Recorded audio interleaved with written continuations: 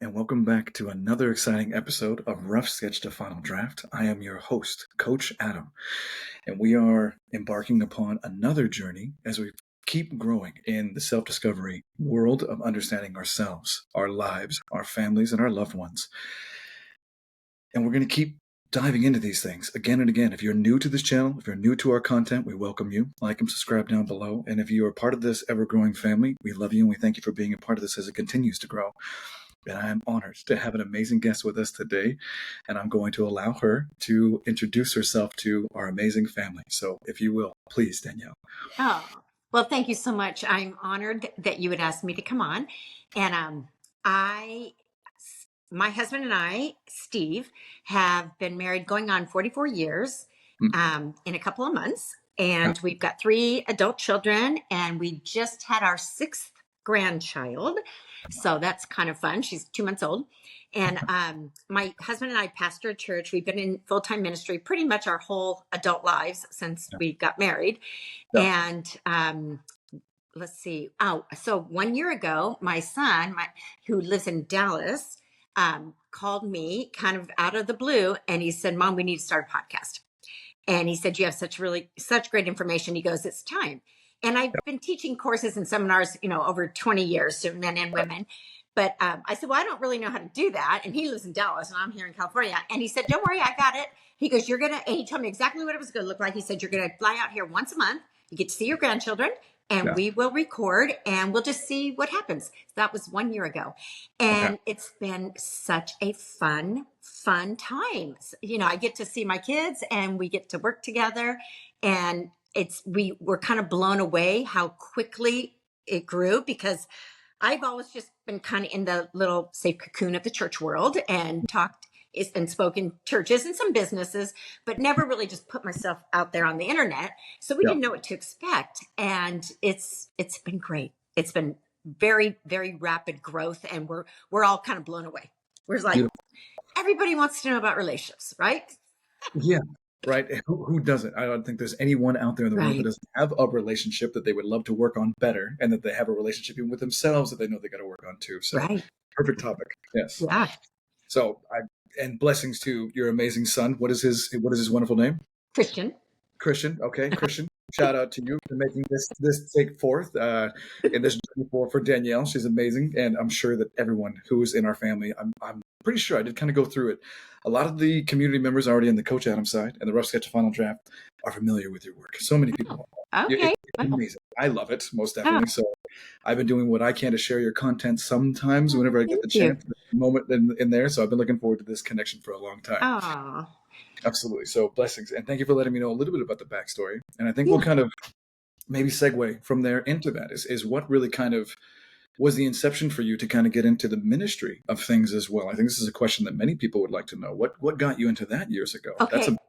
Honestly, that was nothing. I was raised Catholic, and I think I accepted the Lord at about 18 years old.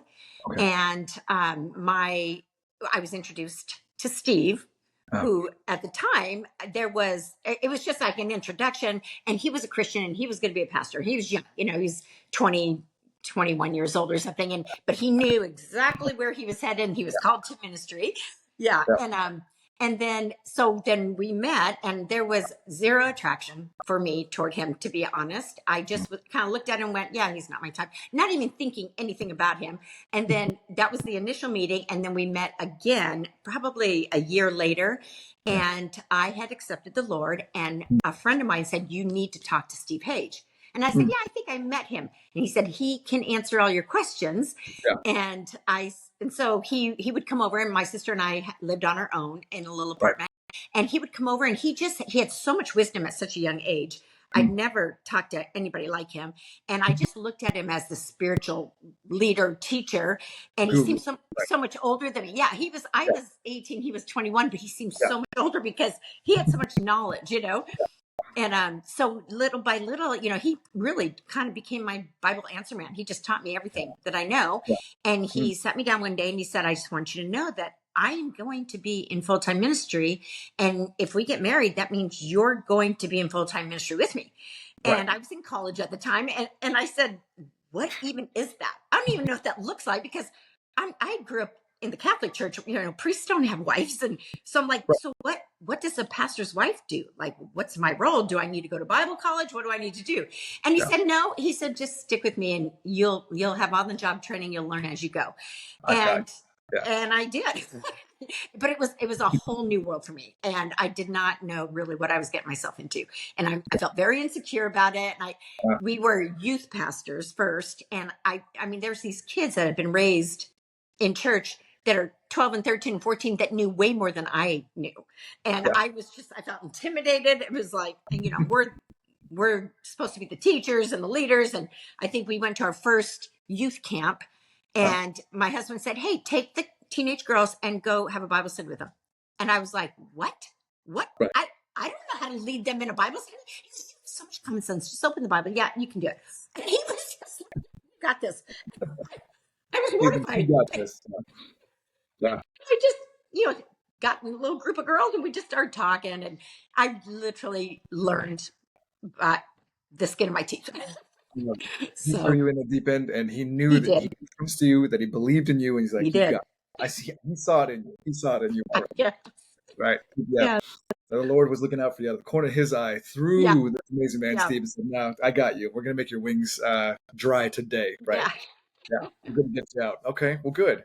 And where has that led with you? And in the truest sense, obviously, the podcast is now where we get a chance to hear your wisdom on a daily basis. And I love the content. I love the content. Ma'am, go to the links down below. I'm just going to say it now, and we'll say it 3 more times throughout the episode. But go through her content. It's incredible. Your Instagram content is incredible. Wow. What was the inspiration for the Instagram portion of it? Was that the podcast too? It's just everything that I've been teaching over the last 25 years. And we just decided to put it out there. And so I spend most of my time now writing, information, writing material for the podcast, for the shorts on Instagram. And I didn't know how to do any of that. My son is the one that walked me through that. And he and I, when we get together, he'll say, okay, you need to come with 50 shorts written so that we, can record. And I would be like, I was so green at it. I'm like, well, I can't finish an entire thought in under 60 seconds. And he'd say, yes, you can. I'm like, no, I can't. So I had to learn how to do that for it to make sense. And he and I would go around and around. We would buck heads, and he'd say, no, now why are you saying that? What does that teach them? What they, and he said, Mom, this is where the magic happens, and I'm glad I can work with my son, because you know how it is with family. It's like, you can say anything, you can just let your hair down. And we argue, and there's things that I'm like, no, I want to say it like this. And he'll be like, no, you can't say it like that. Right. He pushes back. Yeah. In a good way. Yeah. And it's okay. Safe space. Yeah. No, that's but we really had no idea that it would blow up the way it has. But what I realized and what I've learned is there's a lot of very hurting men and bitter men toward women, and a lot of hurting bitter women toward men because of the comments that I get. And at first I didn't think I'd be able to handle the haters, and all my friends are like, oh my God, stuff you're saying, there's going to be haters, watch out. And my son said, we're not going to let you read the feedback, Mom. He said, we'll look at it, and we'll let you know if you need to look. But then there was all these comments, and I couldn't help it. I'm like, I got to take a peek. And so I read every comment, because it's not, and some things people are trying to be offensive, but it doesn't offend me, because it's not personal to me. They don't know me. They're judging the content, and and because of whatever their filter, however it lands on them, sometimes they don't understand what I'm saying. They twist my words. They say, oh, like one of the reels that went viral was, I said one of the biggest or the most toxic expectation is when women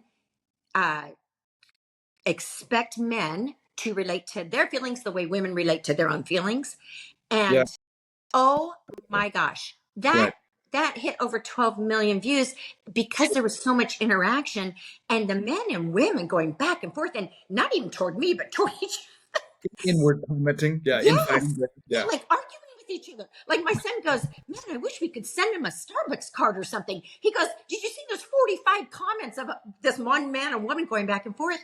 And women were saying things like, well, men have feelings and they need to share them. And I'm like, I didn't say they don't have feelings. I just said when you expect a man to relate to his feelings the way you relate to yours, you're gonna it's harmful because he doesn't relate to his feelings the way we do. Men tend to be more logical. Truth. Right. You spoke truth, and this is spiraled now, and you're trying to even understand what's going on in the comments. Yeah. So it's crazy. Somebody told me I was spreading toxic masculinity. Oh, I boy. had to Google that. I'm like, what is toxic masculinity? I'd never even heard that term. And so I looked at it. I found out there's an author that wrote a book on it. Yeah. And I had her on my podcast, Nancy Piercy. Okay. And it was an amazing book. And I thought, I'm spreading that? No, I'm advocating for men. I'm applauding men. I'm rooting men on. I'm not. And so I just thought that was funny. I'm like, nope, that's not me. Right. But a lot of women, because they're so bitter toward men, they don't want to hear another woman applauding men. It's like, no, you're betraying the sisterhood here. Right. Like you can't talk well of them.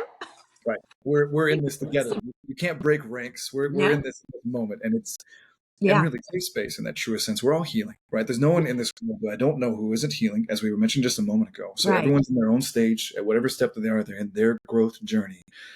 Your representations that we have of whatever else is happening outside of us is a projection from the internal way which we filter that through. Exactly. So it's okay. And we all have to take a step back and safe space and understand where everyone's coming from. At the same time, sometimes it can be volatile. I'm with you. It's very interesting. It's such a hot topic. It's a potato. Just getting passed around. I know. Oh. And one woman, like what you're saying, to add to that, she DM'd me and she said, your videos really trigger me. And she goes, but what I've realized is that I was in a bad relationship. And so they're trying to use my information on a toxic person.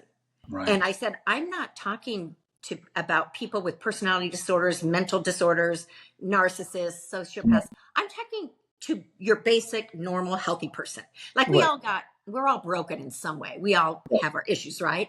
But then she got out of the relationship and she said, suddenly I can hear what you're saying. Because see, she was trying to apply it to a bad relationship. I'm like, it's not going to work there. And so she got out of it. She goes, now I get you. Right. I thought that was great. It goes through whoever's listening through their filter of their experiences. And some people don't want to hear. They don't like it because it triggers them. Right. And how does the phrase actually really go? We can only literally perceive to the level of which we have achieved, right? I believe that that's a good way to summarize that ancient edict from all the way to Socrates to whatever ancient wisdom. But it's like, it's so interesting that it plays in our world of today, no matter what it is. Yep. We're all still just experiencing life to the level of which we've grown. And we have to literally interact with people in the world at whatever level they're at. Right. Who knows? We got a good fan out of that one. Now she's a dedicated follower. She's like, I see you. You are seen, Danielle, and she's a real follower now. So shout out to whoever that woman is. Blessings. Yeah, most definitely. So as far as it goes for understanding the topics that you thought that you would tackle in this kind of just segues into more of it. When did you know you really wanted to talk about each piece of this and possibly dance on the hot coal fires on the beach of these topics? What led you into being brave to take this amazing stance? I'm curious to know about that too, because I find you to be empowering and so amazing as an example of a wonderful woman. So what gave you that boost? Yeah. I think just in my own relationship, my own marriage, I've always been really passionate about marriage. I came from a divorced home. My husband's mom died when he was 5. He was in a very dysfunctional family. His dad was, just not well and abusive and stuff. And when we got married, we got married young. I was only 19 and he was only 22. And we knew, we were like, we're really young to be doing this, but we felt like we were more mature. I don't know. I told my mom, I said, I can't believe you let me get married that young. She goes, Danielle, you were more mature. I go, really? She goes, you kind of were. I said, that's so interesting. But I knew we were young and I thought we weren't going to have kids for 5 years because we had all these things we wanted to do. And then 4 months into marriage, I got pregnant. And we're like, well, that wasn't supposed to happen. Right. So my oldest Christian, we feel like we kind of grew up with our kids because then we had one. Well, we might as well have another one, And so, but I just was very passionate about learning to stay married, learning how to raise kids. And I wanted to, you know how they say when you're an adult, you want to fix everything that wasn't working when you were a kid. And so I just knew that wanted, I wanted the perfect family, of course, which I don't have, but you want to do it right. It's like, I want to make sure I have enough knowledge, and I read everything I could get my hands on. And literally the stuff I teach is all the books that I've read over the last 30 years. And I've learned from people much smarter than me. I've had great mentors, great teachers, and I'm a reader. And so I just kind of devoured everything I could on marriage and relationships and child rearing. And it was just important to me to know how to do it right.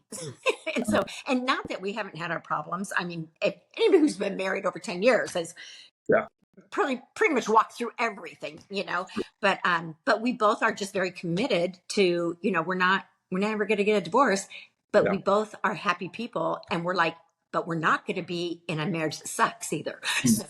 So we're going to make it good because we want to stay happy. So we just put the work in, Yeah. Well, and your energy radiates through your comments, through everything that you do inside of your video and your content and everything through your podcast. So it's a joy to listen. And I'm just going to keep on saying it's on the internet forever. I'm happy to just kind of gush here. I'm genuinely a follower and a believer in you. I don't know much about Steve, so God bless you. When you get a chance to do this episode, she's amazing. Way to go. Awesome partnership. And I love that humble approach too, and the fact of instead of in life being a know-it-all, you've chosen the path of being a learn-it-all. Yeah. Right? So we're always hungry for being a lifelong learner, being a student of life. We're on the right path. So indeed, if that is something that we can kind of dive into, what were some of the things that you have studied, that you looked into, that maybe someone who's listening right now might need that nugget of what do you suggest to maybe read, maybe a Dale Carnegie, or what are some things that you would say, go down this rabbit hole for people? Well, definitely the Bible. Well, yeah, of course.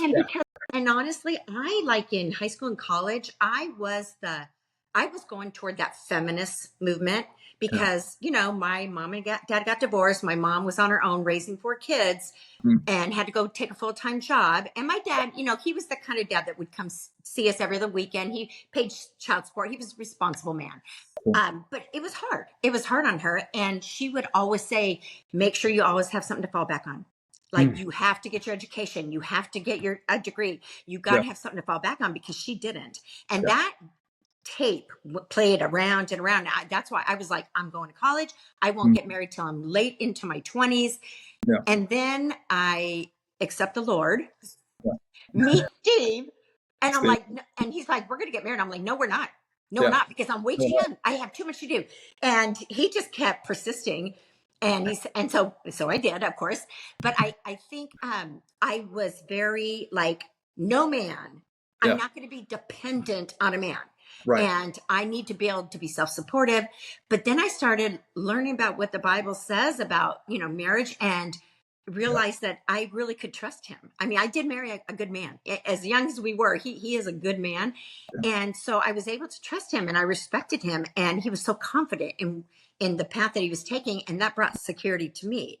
I felt safe with him. Like I've never had as intimate conversation with anybody like I did him. Like we could talk for hours and hours. We'd be like, oh my gosh, I got to go to work. Oh my gosh, I got to go to school. What are we doing? 3 hours have gone by. Like we just had so much to say. And I think that is a determining factor for people out there, that especially singles, like when you meet someone and you connect, it's easy to talk. It's easy to share. It's easy to express your hopes, your fears, your dreams, your weaknesses, your doubts. Like you have to show up your most authentic self. And when you meet somebody that also shows up and isn't afraid to be who they are, and you connect, there's so much conversation. Like it's never ending. And we still can talk that way, my husband and I. And I think that's really important, because I know couples that, like I was talking to a friend just the other day, and they've been married for 20 years and they're getting a divorce.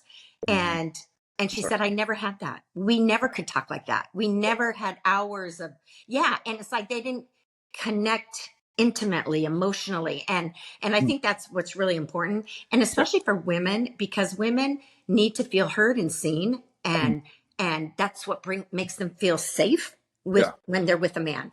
And for men, you know, because men usually have less words than women, right? And again, just it depends on the man, but generally speaking. Generally speaking, yes. Yeah, and a lot of times, you know, women like to talk and be heard, and a man, he doesn't listen because he's like, yeah, she's just blah, blah, blah, blah. But when a man really takes the time to listen and gets to know where a woman is, and takes an interest in her and why she views things a certain way, and you have those conversations, you really unpack who you are. I think that is just, those are amazing kinds of connection. And I think that's so important in a relationship. If you don't have it, do not get married. You got to have that. Yeah, don't settle for anything less than that, right? No. Have that enriching experience where you want to peel back the layers with your for hours. Right. The most important person to you, the most interesting person to you, and you would love to spend hours upon hours just talking about the paint on the wall. If that was what you guys went through that night, it doesn't matter, but you would be happy because that's your person, and that's literally who you want to spend the time philosophically talking about the paint swaths that you want to choose for the baby's room or whatever it's going to be. Right? It's okay. Right. I heard somebody, it came through my Instagram feed, and there was a man standing on a stage, and he said, guys, he said, and he's talking, it sounds like he's talking to married men. And he said, take your wife away for the weekend and find out about her. Learn her story. How was her childhood? And I was like, wait, if they're married, haven't they already done that? Like, didn't you find out who your wife was before you married? Like, what? If you're married now, like, didn't you do all the history sharing in the beginning? Like you're just now finding out that your wife suffered some trauma or your husband suffered. You should be sharing all those things up front in the beginning. Especially, I mean, not the very first date, but as you start knowing that, hey, I really like this person. I'm going to spend more time with this person. I'm going to give a little bit more. I'm going to share a little bit more. See if they can handle that. Because what did you want to marry? If you didn't know all these things, what did you want to marry? That was kind of mind blowing to me. I'm just like, shouldn't we all be there already? Again, I think and this is what I have been told by close friends of mine and family members, is that, Danielle, you think because you know something, you think everybody knows it. I go, I do. I feel like, well, doesn't everybody knows that? I don't have to say that. And they go, no, people don't know a lot of stuff about relationships. And I just assume, oh, I'm sure you've learned that. But what I'm learning is people don't read.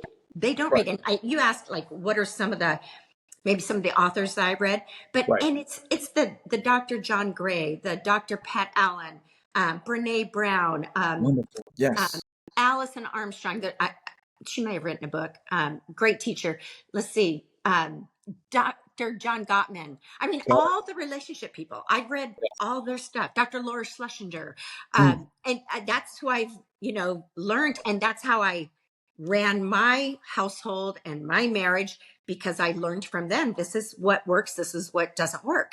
And yes, there's a lot of humility needed, a lot of humbling, and you can't let your pride and your ego get in the way. No, get rid of that. Get rid of that. Yeah. You've got to be able to say, I'm sorry. You got to be able to forgive. I mean, and I just think if you want to evolve into a healthy person, you have to have all those faculties, like my husband always says, if you're going to get married, factor in forgiveness right up front, because you're marrying a person who's different than you. And there's going to be times they disappoint you. They let you down. They hurt you, hopefully not intentionally, but again, there's times when I talk a lot about respect, and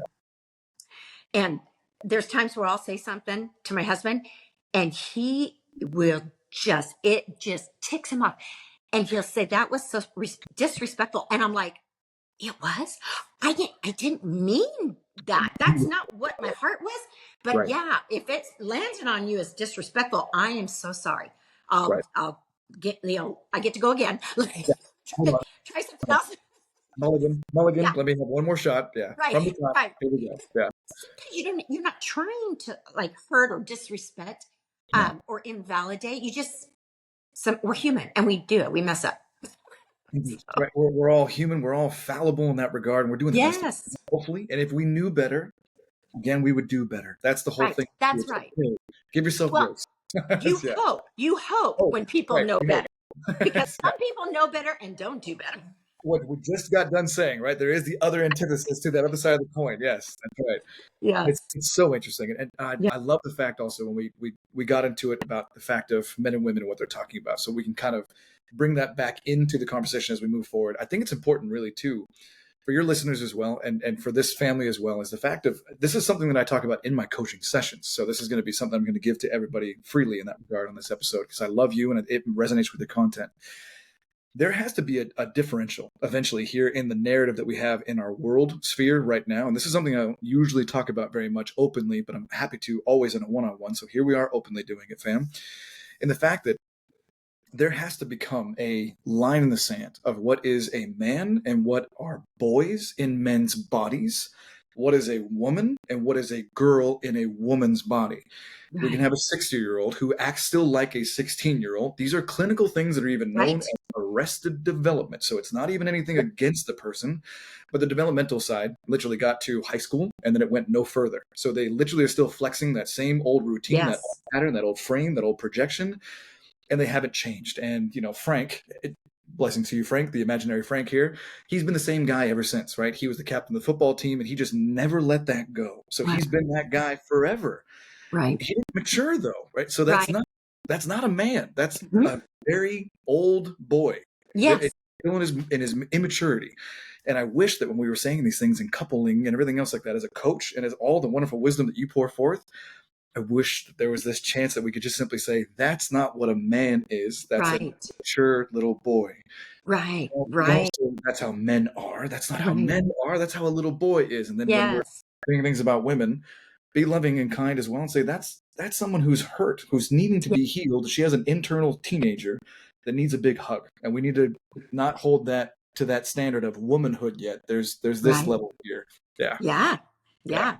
And you're right. Age has nothing to do with it because you can be in your 50s or 60s, but never maybe got healed from that childhood trauma or that hurt or if you started drinking or drugging at a young age, your development stops, right? And I know many people who maybe aren't drinking or drugging as adults, but they still haven't got, like they stopped growing at 15, 16 years old because that's when they started the medicating, whatever. And it's sad. But, and I think that, what people ask, well, how have you guys, how have you sustained a long-term marriage? And, we always say we are both committed to our own personal growth. Like I have to grow. He has to grow. I can't make him change or be or do anything.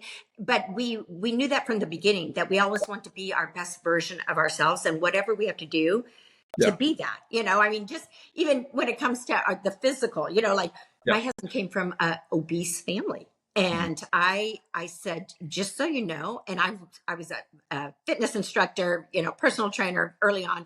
And I said, health and fitness are really important to me.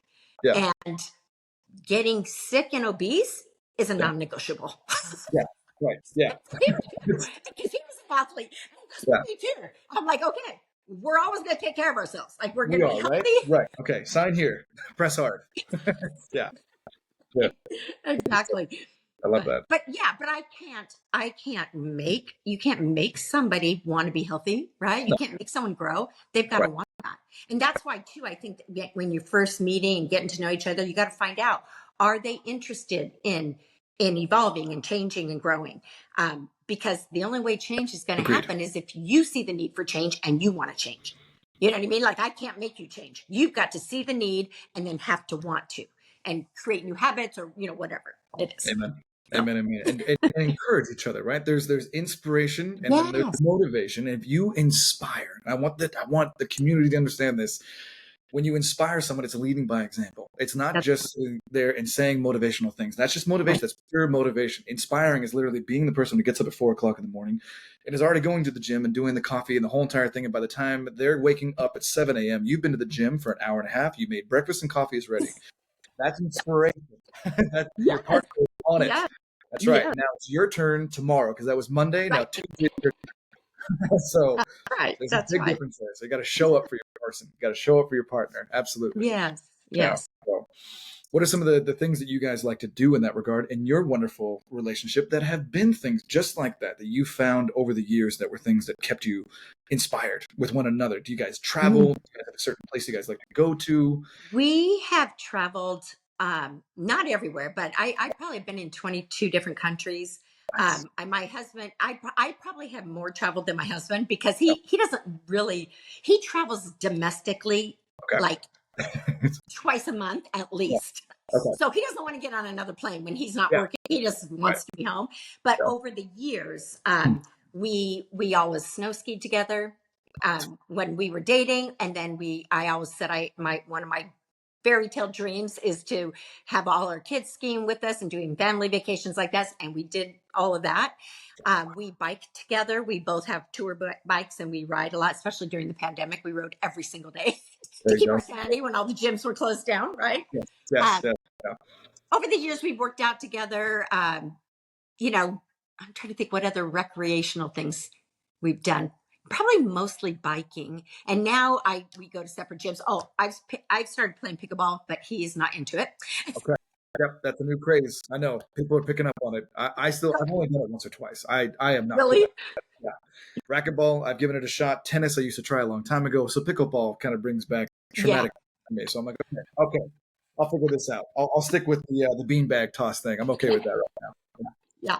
That's too funny. Well, and I think too, giving your each other freedom, like as we've gotten older, like we skied together, and my husband, his knees, he was a basketball player when he was young, and he just says his knees can't take it anymore, which is why he doesn't play pickleball either. But I wasn't ready to hang up my skis, and I said, I'm still going to ski, right? So I found a group of people, my girlfriends that are skiers, and he is more than happy to send me off, but if he said, no, I'm not going, you're not going. Sure. Or if there were certain things he liked to do that I didn't like to do. So we just always have given each other that freedom. And especially now at this age where he's like, I'm happy for you to go. I'm happy to pay for it. Just don't make me go with you. Right. Right. Yeah. Support you. Just let me stay home. I want my space. Yeah. Yes. Right. In any case, you have a vacation. Yeah. That's right. And I don't think, as spouses, you can meet each other's every single need. Like there's different people in your life. It's like it takes a village, right? There's certain, I have friends that I play pickleball with. I have another group of people that that I'll shop with. I have friends that will do a spa day. Like I don't need him to be everything to me. He doesn't have to be my girlfriend. He's my husband. And I think, and he has other men friends, that he talks to, and then we have our couple friends. But I just think having the freedom to do things that you really want to do, even if your spouse doesn't want to. But it's like we bless it. Good for you. Go. Not mad about it or resentful or anything like that. And I think that's been a big blessing for us.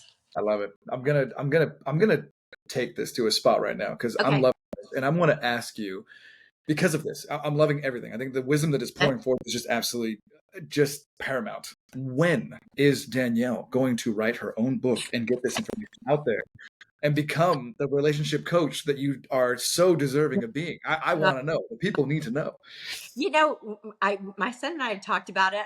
It scares me to write a book because one reason, and I know what people will say. I feel like it's been written. Like everything I'm saying has already been written. People, I'm learning from all the other people. But then people will say, but they want to hear it from your perspective, and your experiences. But so I don't know. I mean, maybe it's coming. I can't say I've started, but we have talked about maybe doing retreats for people and maybe weekend things here and there, maybe online seminars. I used to host seminars like once a month in our church. And then the pandemic hit, and then I was hosting them in our house. And now everything kind of shut down when we started the podcast. And so my son and I are thinking eventually we'll do webinars or something like that. Okay. Good. So, people need more of you. That's all I'm going to simply say. Give a like for Danielle. I know you probably have already done it. Leave her a comment down below, fam. It's incredible. What you and your son are doing and the relationship that you and Steve have achieved over these years. It's such a light, especially in the fact of today. That's the reason why I think that people are literally saying what they're saying with you, because I'm going to resonate it and repeat it with you in the fact of it's in contrast to today. Yeah. World. So what you were thinking, just to take what we've been saying in this conversation, what you thought everyone else already knew, they don't. We find out. Yeah. We don't know. Now Right. you know that not everyone does. And the world that you guys have created is so beautiful. And in a stark contrast to ways in which people are living today, you are a guiding light. Like what you've done that you thought was just normal, simple, and everyday, and it might Yeah. have been back in the 70s, is Yeah. now this crystalline version of you should go for this. You should aim for this as a light in the dark, as a lighthouse, bringing in.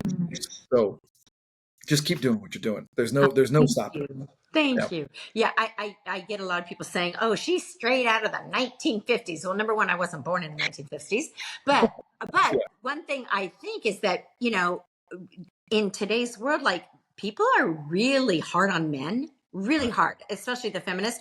And it's almost like we women have been taught to not need men, and we can do anything they can do, and we don't need them. And I think that is so sad. And I was going to talk about that earlier, but I think the feminist movement has had some good ideas when it first started, because I'm all about, of course, empowering women and women's rights, but Yep. not at the expense of your marriage and your children. And the feminist movement, they're very hard on men. Maybe not every single person in there, but it's what do we need men for? Like, we don't need them. And I'm like, that's so sad to me. And I was headed in that direction until I met my husband, met the Lord, and I realized my whole thinking changed. And I realized that, I mean, I found a good man. You find a good man you can lean on, you can depend on, and trust. True. You don't have to be afraid, that they're going to hurt you. And I just think, and I think the feminist movement was great for equal rights and equal pay for equal work, but I think it's wreaked havoc on romantic relationships, because women don't want to give up any of their independence, and they want to wear the pants and the bra all at the same time. And that doesn't work in marriage. And the high heel. It just doesn't work. There's got to be a leader and a follower. And you can't have two leaders. And people, when I say that on Instagram, I get so much pushback. Well, I'm a woman and I'm just as much a leader as him. And it's like, great, maybe you're the leader at work, but when you come home, he's the man, you're the woman. You need to go back into being a woman. Like, leave the masculine energy at work, because you got to have masculine energy in a job, but leave it at work. And when it comes to the home, change back into your feminine, because every relationship's got to have a masculine and feminine energy, or they're going to be button heads all the time. Right. Yeah. So I think that's probably the biggest, maybe reason couples don't make it, is because of what women have been taught in the last 50, 60 years about independence and have your own job, your own career. You can have it all. You can have it all at the same time. You can be married. You can have children. You can be the CEO of a business or run your own business, and you can still be healthy and have energy. And you can't have it all at once. Something has to give. If you're going to be doing all that, either you're going to have a heart attack and get sick, or breast cancer, or your children are going to suffer, or your marriage is going to suffer, or the job is going to suffer. We're not Wonder Women. I mean, you might be able to have all those things in a lifetime, but not all at the same time. Right. And I'm a very big pro advocate for stay-at-home moms. Like, you want to have kids, raise your own kids. Don't farm them out to people that you're going to pay $10 an hour to, that don't even think the way you do or have the same values as you, and cannot possibly love them the way you can. Why would you do that? I don't get it. I really do. Music to my ears, and taking a step back with you too. I know that we're both new to each other's content. I'm not sure how many episodes you may have watched that we've talked about on this show, and I've always been vulnerable with my community here. I came here as an immigrant. I came here at 11 years old with my father. I was raised by a single father, so je comprends le français complètement, and Greek, French, and Italian. Wow. And it's just my father and I. That's it. Just the two of us, my whole entire life. Raised by an amazing single father, a man, a good man with a good heart and connection to his mind. Taught me that. I've coached men in my life. Obviously, I'm leaving my consulting career here pretty soon this year, because now this is starting to become my life here. But I've been in the legal world and consulting for a long time, and I know that this is where we've got to be. And I coach men on being good leaders, like you're saying. so they become Steves like that. That's So that when awesome. they meet a woman with wherever she might be on the spectrum of the political ideology that she might have been fed by today's society, Right. all the media that gets to us, men are responsible for being good leaders. And I will take this on the chin, and I'll say it outwardly, that not every man is a good man. Just because you are a man doesn't mean you are immediately a good man. Right. Like I said before, sometimes men are little boys hiding in Yeah. men's full-grown bodies. So men, there's a lot of accountability that we got to take there. That might resonate really well with our female audience as well. I'm absolutely 100% a man taking accountability for that fact. And I'm Yeah. always asking men to step up to be better men. That's awesome. So simple as that. Just because you have the pants does not mean that you fill out the Right. pants. You could be an empty suit, okay, guys? So you've got to wear that hat and wear it well so that you can lead a wonderful woman to being who she needs to be. And I think that if Yeah. anything, with the toxic masculinity and the femininity and everything else like that, when the women are in these podcasts saying, he needs to be in his masculine so I can be in my feminine, Mm. that's what she's saying. That's what her heart is Hmm. saying. That's what Hmm. her soul is aiming to say. Be the good man. Be the leader that I can trust. Be the guy that I feel like when I lock my door at home, you're the protector, and I know that Right. everything's going to go. Allow Right. me to let my hair down, and I'll be the woman with you. That's what she's Mhm. asking for, Yeah. and that's Yeah. she's wanting reciprocal. Absolutely. Right, Absolutely. right. And I think just because you're a male, it doesn't make you a man. And No, that's what it sounds like you're teaching. yes, That here's how you and I get a lot of people asking me, men saying, how yeah, do I learn to be masculine? How do I learn to lead? And I'm going to start pointing them to you because ah, I'm like, I always say, find yeah, a man yeah, that you respect, that you admire, and is doing it right, and let him mentor you. You follow him, watch him. Like, I'm a woman. Women can't teach men to be men. I'm a yeah, woman. That modeling needs to come from another man. And right. like you said, you got it from your dad. He was Did a good man. You learned from him. Thank was God. yeah. Did you ever meet your mom? I did. That's a rabbit hole that we could be on for the next hour together, Oh, and I'm happy to anecdotally share just for the sake of time. But we can get into okay. it. I'm happy to always vulnerably and genuine with you and with this audience. I will hide nothing. My Okay. mother she came from Spain and she traveled down to France. She met my father. She had already had a child by half sister by a different father. Okay. My father fell in love with my mother. My father never knew about my half sister. By the time that he's halfway through the relationship and I'm conceived, we'll just simply say it that way, my mother comes knocking on the door and says, "You meanie head, I'll use mean words in that regard. You got me pregnant. I'm going to make you pay." Whoa. Turned out that my mother was actually seeing 6 or 7 different men throughout the Oh, European okay. isles around the area. My father was absolutely in love with my mother. She had worked Wow. her magic and it worked. My father always wanted to be a father, and here was his opportunity, but it ended up becoming a tumultuous thing. She ran around the countryside of Europe for about 5 or 6 years. My father had to literally track her down with credit cards and got a private investigator to get her into court. Mm.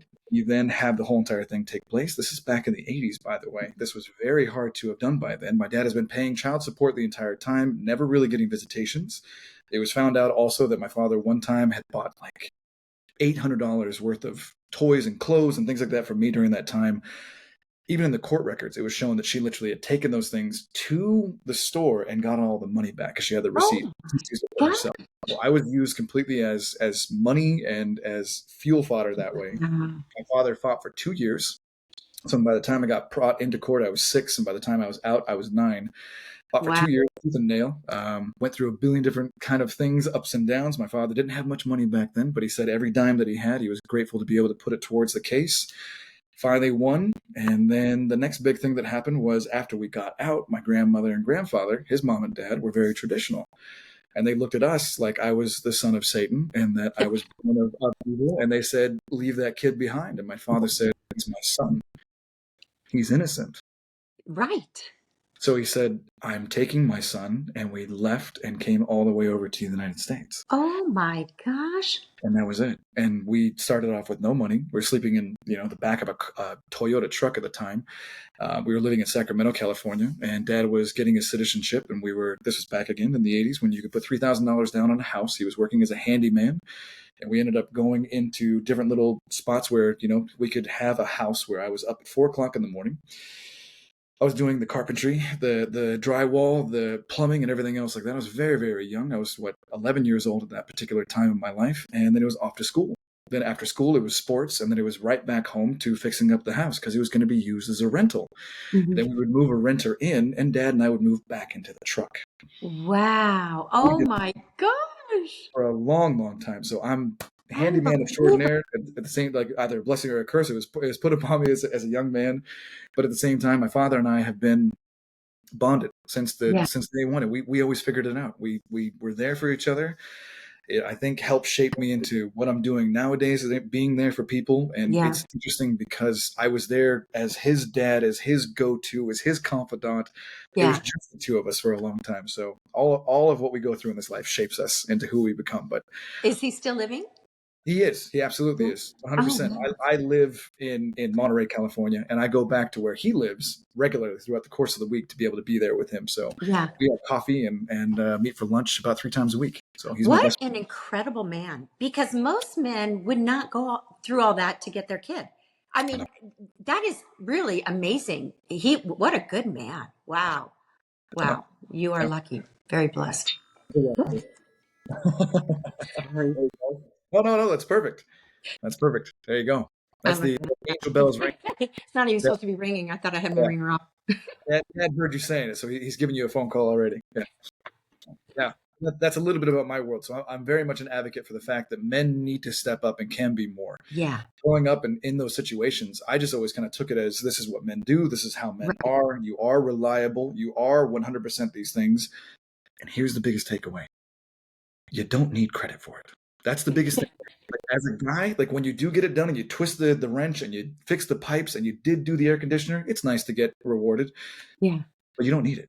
Yeah. Stop asking for it and stop looking for it. That Right. that isn't that isn't the healed masculine. That's the Right. unhealed, immature Right. masculine, safe space. But like there is a difference.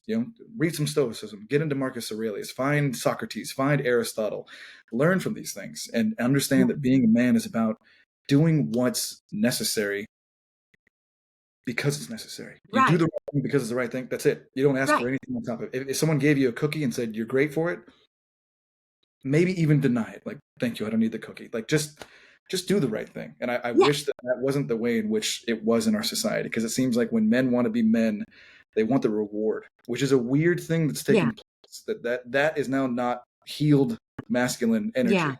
Do the Yeah. right thing. Okay. Yeah. Just Yeah. having integrity Right. and knowing that you're doing the right thing is the reward. You don't Right. have to hear it, get everybody else's approval. You Right. have your own approval. You feel good about yourself. It builds your self-esteem, knowing you did the right thing, whether anybody saw you do it or not, or you got the approval for it. Right. Yeah. And you hone that, and your Hmm. wonderful energy will now precede you. Right. There's Right. kind of as far as it goes for it being in the pastor world, is that if you are someone who is genuinely kind of more about who you are, your representation kind of precedes you, your reputation does as well. But the point is that preach everywhere you go and use words when necessary. Yeah. Yeah. Right. I love that one. Right. It's Yeah. like just let you who you are Right. be the preaching, Yeah. and then if you got to say something on That's top of right. it, Yeah. add the icing. But yeah. People don't read their Bibles, they read your life. They watch you. Like Yes. they're reading you and watching you, and your lifestyle, your actions say so much more than Right. what you'd be preaching to them. Or yeah, Bingo. absolutely. And let's Mhm. just do the same. Like, what were some of the things that you saw about Steve when you met him before we Well, came out the second time that spoke to you like this? That were like, yes, he's the yeah. man. Yeah, he's a Well, good. I'll tell you, it's really Yeah. interesting because I said, physically, I wasn't really attracted to him. He didn't seem like my type, the Right. type that I thought I was attracted to. Yeah. And then he opened his mouth and he started talking, and I was like, "Oh, Oh. now wait a minute." And then he he was very intelligent. He was very spiritual. He was very funny. And Yeah. I didn't see the funny side because at first everything was just real, like he was literally teaching me and my sister things about God. And Yeah. then I saw the funny side of him, and he still to this day, he makes me laugh. I mean, he's hilarious. He wanted to be a comedian Yeah. before he ever wanted to be a preacher. Okay. Now he's kind of both, I think. It's like when he gets asked to speak all over the place because he is very good and very funny and good communicator. Yeah. I think those things, he took an interest in me and who I was. He did things with me that he had never done before. Like I was a beach girl. I grew up halfway, practically on the beach. My dad had beachfront property growing up, and I loved the beach. And he would never just take up and go to the beach. And I'd be like, I'm going to the beach today. You want to come? And he'd be like, okay. I don't really do that. I'm like, well, you can hop in if you want to come. And I drive my little yellow Volkswagen down to the beach, and we'd sit out in the sun and we'd go have lunch and we'd walk around, and he'd be like, I have never done this before. And I also just thought that was so funny. It was such a way of life for me. Like, the day off, we went to the beach. And so, and skiing. And I'm like, I'm going skiing. You want to come? And he worked graveyard at the time. He was stocking shelves in a grocery store, but he made really good money as a young man doing that. And he would work all night long and get off at 7 a.m. And I'd be like, going skiing today. He'd go, okay. Without any sleep, he'd hop in the car and go skiing for the day. And then there was something also, he was very, very persistent. Because I was so young, I thought I got to get away from this guy. He's so persistent. I'm too young. There's no way I'm getting married. So I moved from where I lived to the beach where my dad lived. I said, can I move in with you for the summer? I just need to shake this guy. And of course, my dad's like, come on, honey. Yeah. Come on. Yeah. Yeah. And I thought, I'll go away. He'll forget all about me. But he didn't. He goes, I will fix my car up. Because he was kind of driving a little junker. He goes, I'm going to fix the car up and I will come see you on the weekends. So I'm like, yeah, sure you will. He did it. He did exactly what he said. And he, again, would work all night on a Friday night, get off at 7 a.m. on Saturday, drive down an hour to hang out with me. And we would walk and just, those were like our stomping grounds, and walked all over Balboa Island. And then he'd go back to work that night with no sleep. And I'd be like, you are crazy. And he's all, well, this is the only time I have with you. And so that spoke to me, because I thought he like does what he says. And I was like, wow, he really likes me. Right. Yeah, this is real. So there were those things. But after we got married, there were things, because he always seems so confident and so sure. And then the stuff starts coming out that when there were certain things he would do, and I would call him on it. Like, why are you doing it like that? Or why'd you? And he, I didn't know this about him, but he was a door slammer. He'd be like, I'm not talking about this. And he'd walk out and get in his car and drive off. And I was so like, what? What is going on? And so, and we laugh about it now, but he admits, he goes, I think it was just going really deep. And I didn't, it was really deep. And there were things like just little idiosyncrasies, things he would do. And it mostly was probably, if I think back correctly, maybe he was insensitive toward other people, because he's very intense. And of course, I'm the girl, so I'm sensitive. He's not so much. And I would say, hey, you can't be saying that or talking that way or saying that to those people. And I was always kind of trying to correct him, And there were just things, I think, from his childhood that he lost his mom. He probably had abandonment issues, right? He was raised by an abusive dad, had to quit college to support the family because his dad was gambling away the paychecks. And so he had a lot of issues that maybe weren't uncovered. And then you get in a romantic relationship and kind of uncovers everything. What it's in there. Yes. But we worked through that. And there were times we went to counseling and stuff. And little by little, we seemed to work through those things. But why was I going there? What did you ask me? I forgot. The traits that you really did see, like, this is the guy, this is the man. Yeah. Because I didn't see a lot of that in the beginning when we were courting. And then after we got married, I started seeing that. And that worried me. It did. I thought, what is going on? And I started seeing his vulnerabilities, his insecurities, and this confident man that I thought I married, like just below the surface, there were some major insecurities that I started seeing. And I'm sure I had them too. Again, we're so young. But just little by little. And I think there was a time in our life where maybe there was some other people that came into our life, some older people that loved the way that Steve was. Like he just said anything that came to his mind. Like he didn't have a filter. Like he was very, very intense and very just like, he'd just say things. And there were things I'd be like, that's inappropriate. Like, and he would call people out.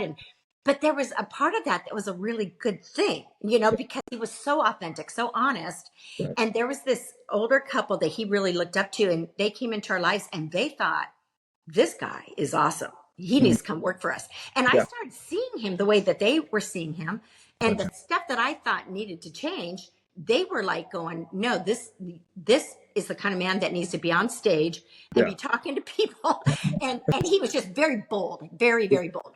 Gotcha. And so Forward, I thought, and I think I started like looking at the things that they saw that were good that I thought needed to change. And I was like, oh, maybe I'm the one that needs to change. And again, I was trying to make him a more polished version of himself because I thought he was awesome, but there were just some rough edges. Yes. But that's not redirection. Yes. That's not really my job, right? And I literally had to just let go and say, okay, God, he's your boy, he's your man, and I'm not the one to be his teacher. I'm his wife, you know. And so, but other people came in his life. It's like God brought other people into his life that taught him and kind of the stuff that I couldn't say, they would say. And he'd listen to them because they were grown men, and those were the mentors and people older than him. And so again, all part of growing, right? But there were things that I saw that I didn't see during the courtship. And we only dated, I think from the time we met, he said, I don't want anything to do with you because I don't need any distractions in my life because I'm going to be in the ministry and you're a distraction. He did tell me that. And then we were married 18 months later. Love it. There you go. God bless you, Steve. So we only had 18 months. Now we spent a lot of time together during those 18 months. But there's always going to be layers, like you said. There's always going to be layers to people. He said, you're a distraction. You were like, I'm not into this whole entire marriage thing. And you both overcame it. Like, nope, we're together. We're doing this. Life was like, nope, you're the couple. I'm like, I'm a distraction. Who's even into you? Because I wasn't. But he had already seen something happening with us, and he was like, I can't do this either. And I said, well, good, because I don't want to do anything. I'm going to the beach. You know, come to the beach. And he did. And blessings to you, Steve, when you get a chance to see this. You got the winner. The universe knew, the divine appointment, because you guys had to be together so that you both would be this way and impact all the lives that you have for the past 30 years. 30 years of marriage, right? Going on 44. God bless 44 you. This August. Yeah. You imagine the amazing amount of lives you've touched throughout the course of this life's journey, just this life's journey alone, this life's journey. God bless you. And your amazing son for getting you to do what you're doing now with your incredible podcast. So shout outs to your son as well. Well, let's do this. Okay. We're going to pivot because this is always something I like. If you've seen any of my podcast episodes before, this is where at the coup de grace, pierre de résistance at the end, where I want to always, we don't have to stop here. We can keep going for a whole nother 2 hours. I don't mind. This is my moment when I want to give to my amazing guests. If you are going to want to look back on this episode, and what is it that you would like to leave as the digital, which is on the internet, the digital reminder that is out there forever for this audience, for this moment in time? Is there something on your heart that you wanted to share today that would be the lasting message of this particular conversation that we've had today? And if so, I give this moment for you to share what is on your heart to share today. There's, oh my gosh, where? Okay. I would probably say that if women are listening, women have so much power. Women have so much influence if they learn to use it when it comes to men. And if you have healthy self-esteem, if you don't, you can get there. You know, I mean, we're all growing, right? There's things you can do to get there. But I mean, if you trust yourself, like yourself, have dignity, self-respect, and you are in a relationship with a man, it's not disempowering you as a woman to be submitted, to showing respect, to serve and honor your man. It's good for your kids to see that. and again, I'm not saying you serve, respect, nurture, and honor a man who's abusive or's got some mental health issues. Okay. I'm not talking about those kind of men, but men that are good men.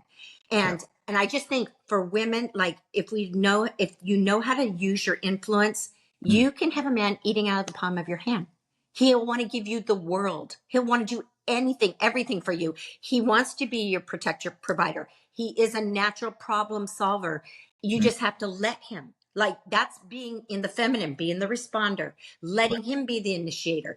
And I've told women over the years, like, well, he's not good with paying the bills, but he wants to do it. And I said, well, just let him do it. She goes, what if he doesn't do it? I said, let them turn the lights off.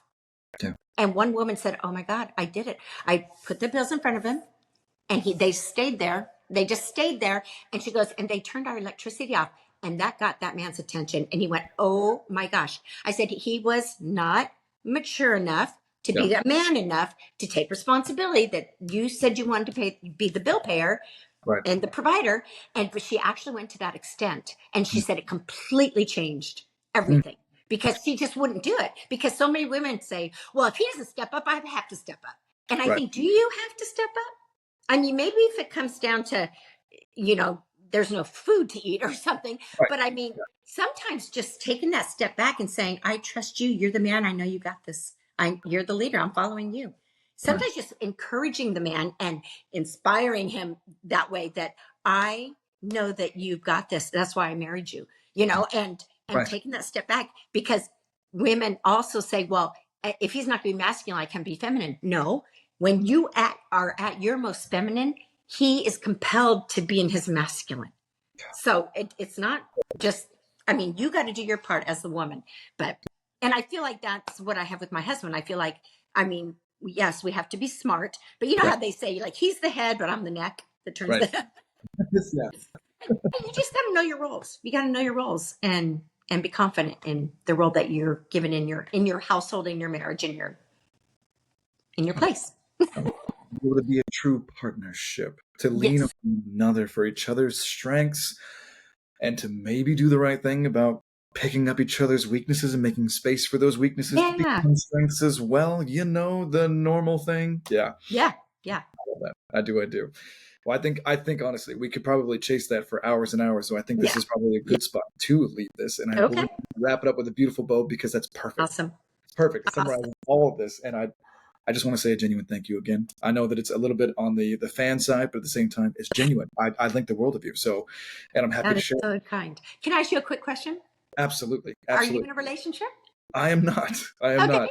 I have been single for quite a while. So it's been something, but I wish one day that the universe above, if God wants me to be with a good woman and have that happen, I want to be a father more than anything, to be a good father like my father. I just have yet to meet the right one. I really do. That's right. You'll find her. Just keep looking. Bible says a man that finds a wife finds a good thing. So she's not going to find you. You got to find her. That's right. Correct. I like that. Hey, God bless you for that one. We'll put that out into the ethers. Yes, that's right. Okay, and lastly, where can people find you? I know I'm going to put your links down below, but just say it out loud. Because obviously you're going to be hearing this on the podcast side. Probably my biggest following is on Instagram. I am also on Facebook. I'm on YouTube, and wherever you listen to your podcast, I'm pretty much on all the platforms. There you go. Okay. Fam, love and like and share. I know you guys are going to go follow her, so I love you so much. Thank you again, Danielle. Thank you for having me. Great to meet you. Thank you. And have a great day, everybody. God bless. Cheers.